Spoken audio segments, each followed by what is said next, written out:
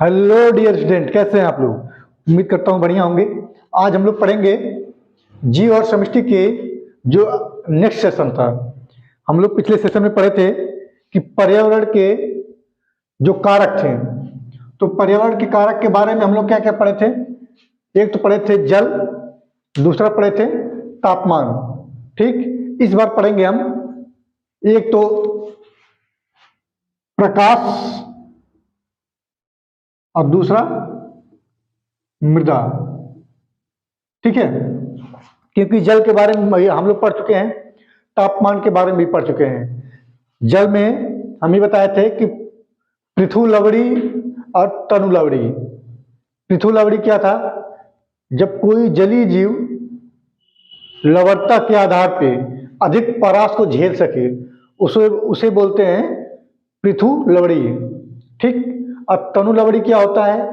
अगर कोई जीव जलीय वो पानी के जो लवणता होती है उसके कम परास को झेल पाए, वह होता है तनु लवड़ी। ठीक है, और इसके तापमान वाले में क्या था कि पृथुजा लवड़ी और तनुजा लवड़ी। ठीक है, सॉरी माफ कीजिए, पृथुजा तापी और तनु तापी। तापी तापमान में था और उसमें क्या था कि ऐसा जीव जो अधिक तापमान को झेल सके, जैसे हम एग्जाम्पल में बताए थे मनुष्य और जानवर, गाय वगैरह, ये क्या अधिक तापमान को भी झेल सकते हैं और कम तापमान को भी झेल सकते हैं। इसीलिए इन्हें पृथुजा तापी और तनु तापी, जो कम तापमान को झेल सके, जैसे एग्जाम्पल में सील बताए थे हम, सील मछली। ठीक है, हालांकि मछली की कैटेगरी में नहीं आता है। अब आगे है प्रकाश और मृदा। तो प्रकाश कितना इंपॉर्टेंट है हमारे लिए और मृदा कितना इंपॉर्टेंट है, आज इसको हम देख लेते हैं। तो प्रकाश में सबसे पहला कि इस जीवन, इस पृथ्वी पे जितने भी जीव हैं सभी के जो स्रोत होता है देखने का, वह है प्रकाश। ठीक, एक दो चीजों को छोड़ के, जिसकी जैसे उल्लू हुआ, उल्लू क्या है? ये अंधेरे में चलता है, यानी कि इसको देखने के लिए प्रकाश की स्रोत की आवश्यकता नहीं होती है। ठीक है, तो आप ये कह सकते हैं कि देखने का स्रोत प्रकाश है पहला। ठीक, उसके बाद बात किया जाए कि महत्वपूर्ण योगदान पादपों में क्या क्या है, इसका पादप में प्रकाश का हम देख लेते हैं। एक तो है प्रकाश संश्लेषण में, प्रकाश संश्लेषण।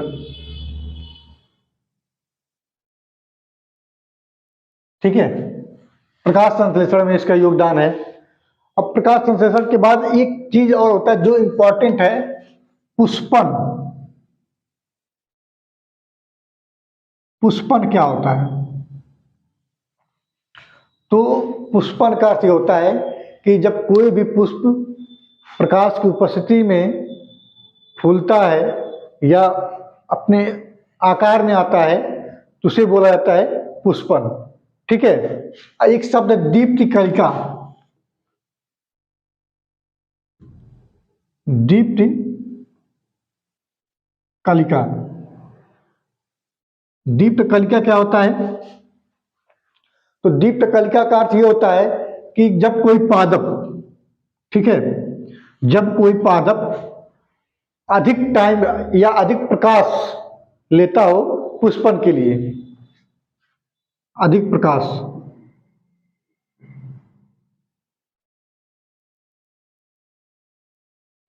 अधिक प्रकाश चाहिए होता है किसके लिए? पुष्प बनने के लिए। भाई किसी पादप में अगर पुष्प बन रहा है, ठीक है, उसको अगर अधिक प्रकाश की आवश्यकता होती है तो अधिक प्रकाश वाले को बोला जाता है लॉन्ग टर्म लाइट। ठीक, और एक होता है निम्न वाला, तो इसको बोलते हैं शॉर्ट टर्म। ठीक, एक होता है न्यूट्रल, एक होता है न्यूट्रल, जिसको बोलते हैं न्यूट्रल के हिंदी में न्यूट्रल ही लिख देते हैं। न्यूट्रल को हालांकि बोलते हैं निष्क्रिय। निष्क्रिय यानी जिसको प्रकाश, जिन पादपों को पुष्प बनाने के लिए प्रकाश की जरूरत नहीं होती है वो होता है न्यूट्रल या निष्क्रिय, और जिन पादपों को प्रकाश की अधिक आवश्यकता होती है पुष्प बनाने के लिए वो होता है लॉन्ग टर्म प्रकाश वाला, और जिनको कम लाइट की आवश्यकता होती है वो निम्न वाले होते हैं। इनको संयुक्त रूप से, इन तीनों को संयुक्त रूप से कहा जाता है दीप्त कलिका। ठीक है, तो पुष्पन में ये होता है कि कुछ पुष्प ऐसे होते हैं जो अधिक प्रकाश में अपने पुष्प बनाते हैं, कुछ पादप ऐसे होते हैं जो कम प्रकाश में पुष्प को बना लेते हैं, और कुछ पादप ऐसे होते हैं जिनमें लाइट की आवश्यकता ही ना हो, बिना लाइट के में ही अपना पुष्प वगैरह बना लेते हो। ठीक, ये पादप में जो इसका यूज था वो हमने देख लिया। अब आते हैं जंतु जगत में,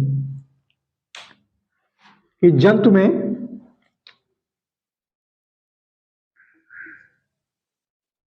पुष्प की जंतु में प्रकाश की क्या उपयोगिता होती है जंतु जगत में। ठीक, जंतु जगत का अर्थ ये नहीं कि जानवरों में, जानवर और इंसान दोनों में। ठीक है, जंतु जगत में तो सबसे पहला जो आप और हम बचपन से पढ़ते आ रहे हैं विटामिन डी। ठीक है, कि जंतु जगत में जो प्रकाश की उपयोगिता है सबसे पहला वो है विटामिन डी, कि विटामिन डी हमको प्रकाश से मिलता है। ठीक है, अब आप लोग कहेंगे सर जी उनका क्या, जो दिन भर घर में रहते हैं या बिल्डिंगों में या ऑफिस में रहते हैं तो वो लोग क्या करते हैं विटामिन डी की टैबलेट्स लेते हैं। ठीक है, जो सूर्य के प्रकाश में ज़्यादा नहीं रहते हैं जो लोग, वो विटामिन डी के एक्सटर्नल स्रोत ले लेते हैं, बाहरी माध्यम से अपना टैबलेट्स वगैरह विटामिन डी के ले लेते हैं। ठीक है, अब प्रकाश की उपयोगिता हमारे में भी होता है, जंतु जगत में भी तो प्रकाश की उपयोगिता होती है। प्रकाश की उपयोगिता,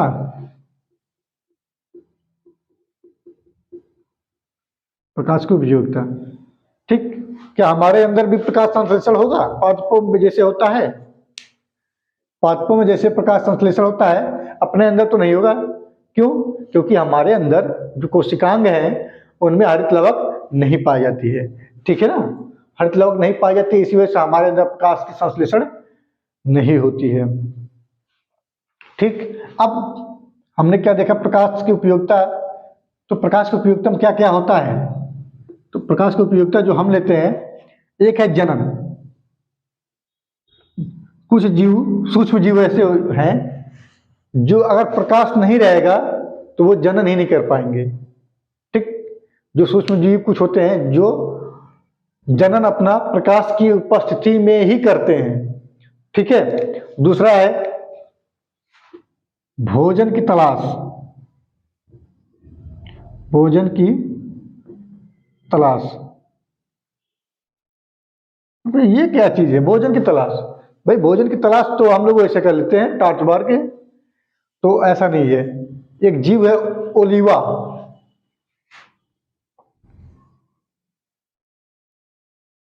ओलिवा बैबून, ओलिवा बैबून, ये बंदर की प्रजाति होती है, मतलब ये कह लीजिए कि उसी की नस्ल का होता है।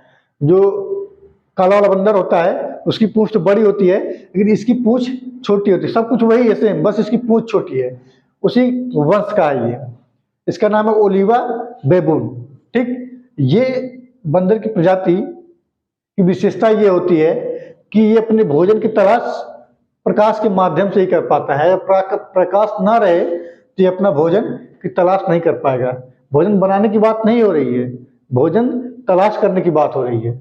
ठीक है ना, तो भोजन की तलाश ये कब करता है? जब इसको लाइट मिलती हो, प्रकाश मिलता हो। ठीक, कुछ ऐसे जीव हैं जो प्रवास, प्रवास का क्या होता है? एक स्थान से दूसरे स्थान पे जाना कहलाता है प्रवास।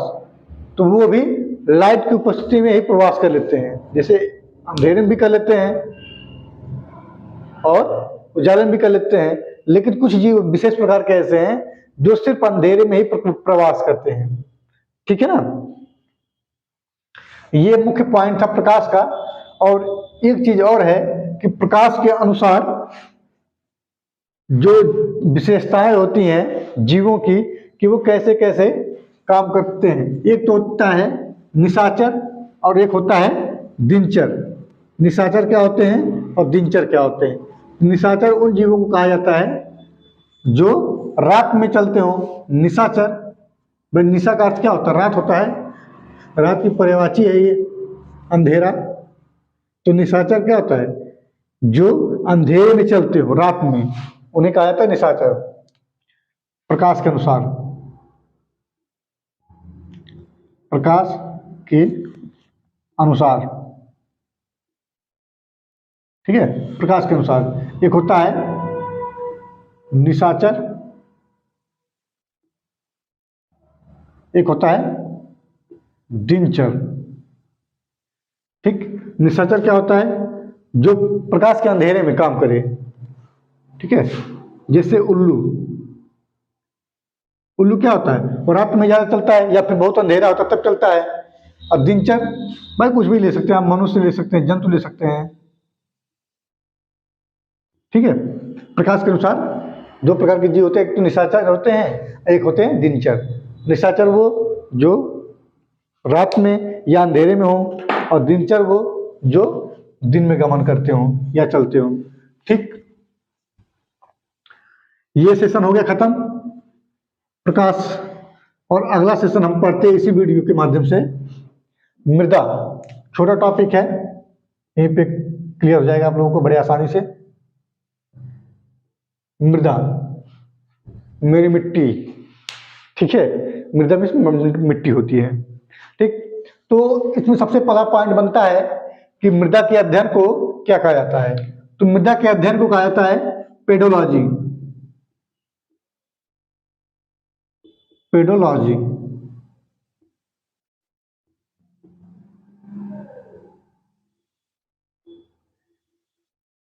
ठीक, पेडोलॉजी को मृदा का अध्ययन कहा जाता है, ठीक है ना।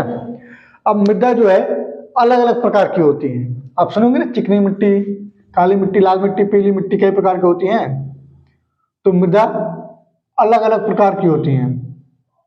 आप कहेंगे अलग अलग प्रकार, तो प्रकार जो होता है उसका कोई आधार भी होना चाहिए ना, कि किस आधार पर अलग अलग होती हैं। तो पहला है पीएच के आधार पर। भाई कहीं कहीं की मृदा ऐसी होती है जिनकी पीएच मान कम होती है, पीएच मान अधिक होती है। ठीक, कुछ मृदा ऐसी होती है मृदा के कण के आधार पर, मृदा के कण के आधार पर होती हैं।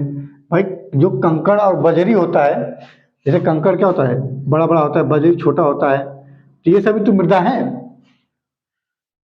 कंकड़ और बजरी ये भी तो मृदा है, मृदा से भी बने हैं। ठीक, तीसरा है जल धारण करने की क्षमता। जल धारण करने की क्षमता, ठीक। तो मृदा अलग अलग प्रकार की होती हैं, किसी आधार पर होती होंगी। तो आधार क्या है? पीएच मान। कि कुछ ऐसी मृदा होती हैं जिनकी पीएच मान कम होता है, अधिक होता है या सामान्य होता है। कुछ मृदा ऐसी होती हैं जो मृदा के कण के आधार पर होती हैं। भाई जो बंजर ककड़ी हैं, बजरी, कंकड़, ठीक है, इनके आधार पे अलग अलग होते हैं। जल धारण करने की क्षमता का अर्थ ये है, जैसे काली मिट्टी, अगर आप काली मिट्टी के बारे में जानते होंगे तो काली मिट्टी को कहा जाता है स्वतः जुताई वाला खेत। क्यों कहा जाता है? क्योंकि उसमें दरारें पड़ जाती काली मिट्टी में, ठीक है ना। तो दरारें पड़ जाती हैं तो वो जल की क्षमता को भी अधिक धारण करती है। अगर बारिश हो जाता है तो काली मिट्टी में जल्दी पानी सूखता नहीं है। जैसे बलुई मिट्टी है, इसकी जल धारण क्षमता करने की बहुत कम टेंडेंसी होती है, कि जैसे पानी बरसा तुरंत सूख जाएगा, ठीक है। बलुई मिट्टी जैसे पानी डालिए सूख जाता है। लेकिन काली मिट्टी क्या है? उसमें तालाब है, उसमें पानी बरस गया तो जल्दी सूखता नहीं तालाब, ठीक है।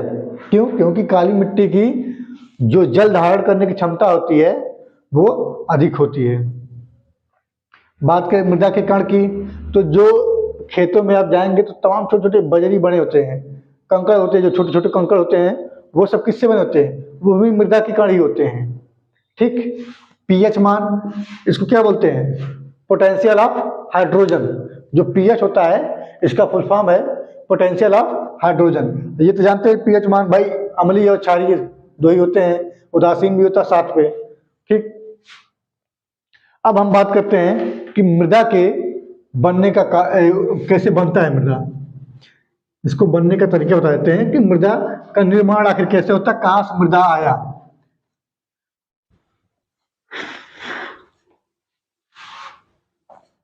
तो मृदा जो बनता है, जैसे हम यहां बनाए एक चट्टान, ये है चट्टान, रॉक। ठीक है, इंग्लिश छोड़ दीजिए। जो चट्टान है, जब मृदा का निर्माण होता है, मिट्टी बनने का प्रोसेस हो रहा था, तो पूरे विश्व में सिर्फ पहाड़ियां ही थी, चट्टानें पहाड़ियां यही सब थी और कुछ था नहीं, मिट्टी वगैरह नहीं थी। सब पैंथिया जो थी, पैंथिया एक बड़ा भूखंड था जिसके अलग होने से पृथ्वी का निर्माण अलग अलग भागों में हुआ है, अलग अलग देशों में, या कह सकते हैं अलग अलग द्वीपों में, प्रायद्वीपों में, ठीक है, महाद्वीपों में। तो चट्टानों पे होता क्या था, लगातार उस टाइम बारिश हो रहा था, बारिश कह सकते हैं आप बारिश।